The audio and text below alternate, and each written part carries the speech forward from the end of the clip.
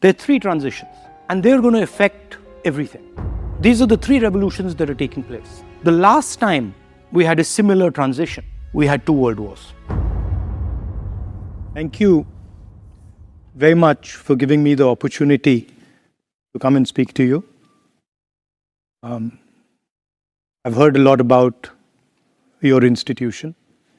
I spent some time in one of your competitors. It's an honor for me to be here. I've been asked to speak about global transition and how the world is changing. And also how one should act through that change, how one should think about acting through the turbulence that is obviously going to come.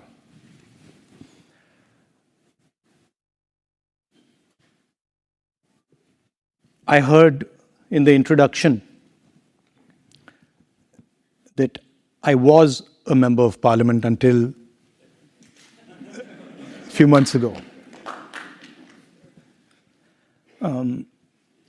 I don't think when I joined politics, 2004, I ever imagined what I see going on in our country. It was way outside anything that I had ever imagined. To be the first person to get a full criminal sentence on defamation, to get the maximum sentence and to be disqualified from parliament. I didn't imagine that something like this was possible. But then, I think it's actually given me a huge opportunity, probably much bigger than the opportunity I would have sitting in parliament. That's just the way politics works. I think the drama started really about 6 months ago. We were struggling. The entire opposition is struggling in India. Huge financial dominance, institutional capture. We were struggling to fight the democratic fight in our country. And we decided none of the systems were working. Democracy isn't just about an opposition party. It's about a set of institutions that support the opposition party. And those institutions were either captured, certainly weren't playing the role that they're supposed to play. And so we decided to do something quite strange. We just decided to walk across the country. And we never imagined for a second what would happen when we walked across the country. What would happen not just politically, not in terms of the type of response we got, but what would happen to us when we walked across our country. All of us. Started with about 125 people, and it fundamentally transformed the way we think about our country, about our people, about politics, about what is important. A lot of people ask me, what's the lesson you've learned from this?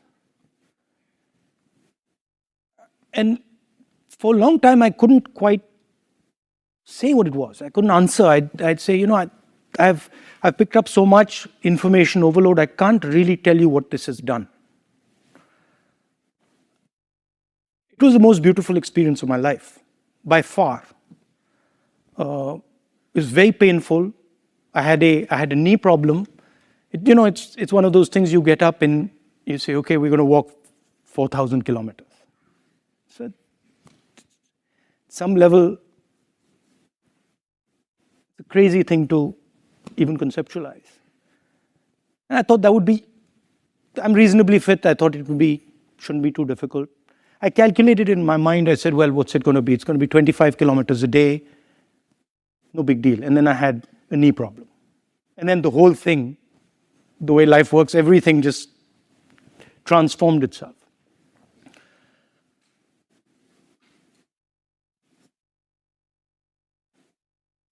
We met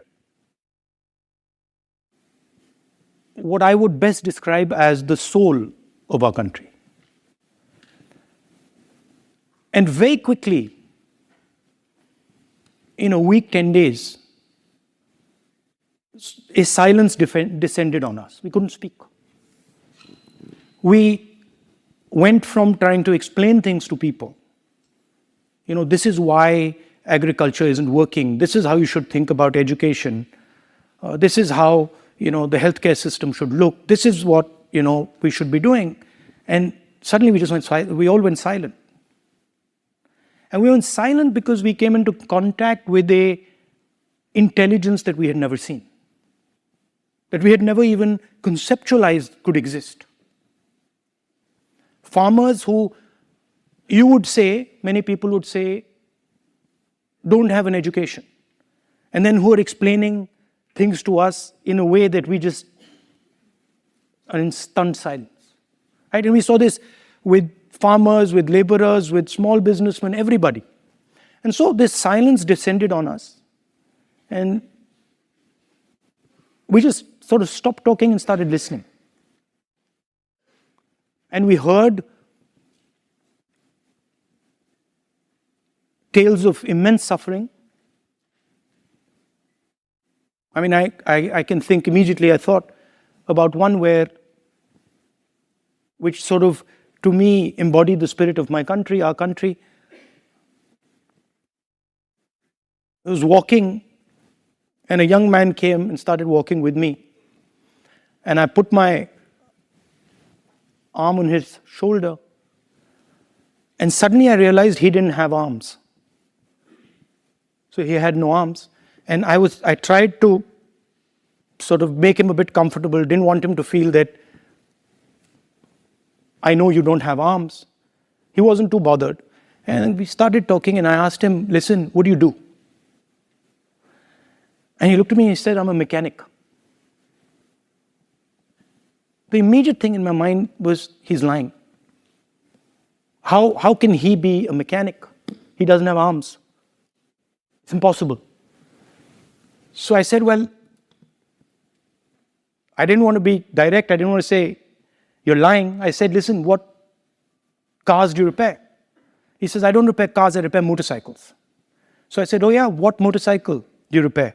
And he started listing all the motorcycles. So I said, can I come and see what you do? And he said, yeah. And then he proceeded to take us and show us how he serviced a motorcycle with his feet. It's the most amazing thing I've ever seen in my life. He took apart the entire engine with his feet. And he put the entire engine back together with his feet. I can't do it with my hands. So we saw these type of things happening. And we saw clearly the disconnect between our politics and our people. And that disconnect is visible in the United States, it's visible in the rest of the world. There's a huge divide between the people and the politics. Politics is talking about something else, people are talking about something else. We experienced this multiple times. And as I was walking through this, I kept thinking, something puzzled me. What I couldn't understand is that while we were walking, we had no force. Force was completely on the other side. The other side had police, they had the institutions, they had the media, they had social media, they had everything. And here was this group of people. In a few weeks, it became thousands and then millions, just walking. And all the force at the disposal of the government of India could do nothing. And the more they tried to apply force, the less it worked. And so this puzzled me. I was like, how come they have all the force, they have all the systems, and nothing's happening? Why, for example, are they just not physically stopping us? And this was a question that just kept rotating in my mind. I'm like, why is it that they have the force, but they don't have power? And I realized that force and power are two completely different things. Most people, politicians in particular, confuse force and power, and they think they're the same thing. They're not the same thing. They're completely different things. Power is an act of imagination. Power is in the present. It is not linear. And power comes when you go close to the truth. The reason we could not be stopped by force is because we were weaving around near the truth. And what was really interesting to me was it didn't matter how much force the other side had. They simply could not transfer that force into power.